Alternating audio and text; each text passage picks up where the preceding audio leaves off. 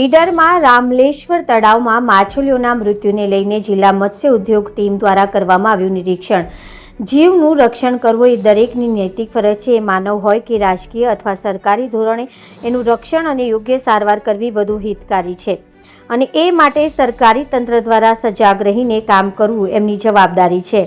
પ્રાપ્ત માહિતી મુજબ સાબરકાંઠા જિલ્લાના ઈડર શહેરી વિસ્તારમાં આવેલ રામલેશ્વર તળાવમાં કેટલાક સમયથી માછલીઓના મૃત્યુ થતા હોવાની ઘટના સામે આવતા આ અંગે જિલ્લા મત્સ્ય ઉદ્યોગ ટીમ દ્વારા મંગળવારે તળાવની સ્થળ તપાસ કરવામાં આવી હતી। શહેરની અંદર ચકચાર મચાવનારા ઘટના બાદ નગરપાલિકા દ્વારા તળાવના પાણીના પ્રાથમિક નમૂના લઈ પરીક્ષણ કરવામાં આવ્યું હતું, પરંતુ એમાં કોઈ મૃત્યુનું કોઈ સ્પષ્ટ કારણ બહાર આવ્યું હોય એવું જાણવા મળ્યું ન હતું।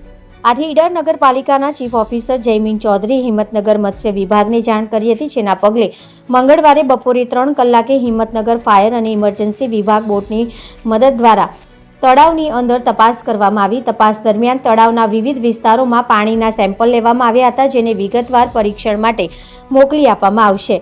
તપાસ કરનાર જિલ્લા મત્સ્ય ઉદ્યોગ વિભાગના આસિસ્ટન્ટ સુપ્રિન્ટેન્ડન્ટ ફિશરીઝ કે રાઠોડ, સાગર મિત્ર, હરામી દરજી અને અનિકેત પટેલ હાજર રહ્યા હતા। સાથે નગરપાલિકાના ચીફ ઓફિસર સહિત ફાયરની ટીમને સાથે સ્ટાફના લોકો ઘટના સ્થળે હાજર રહ્યા હતા। રિપોર્ટર જનક જાદવ, BN ન્યૂઝ ગુજરાતી, સાબરકાંઠા।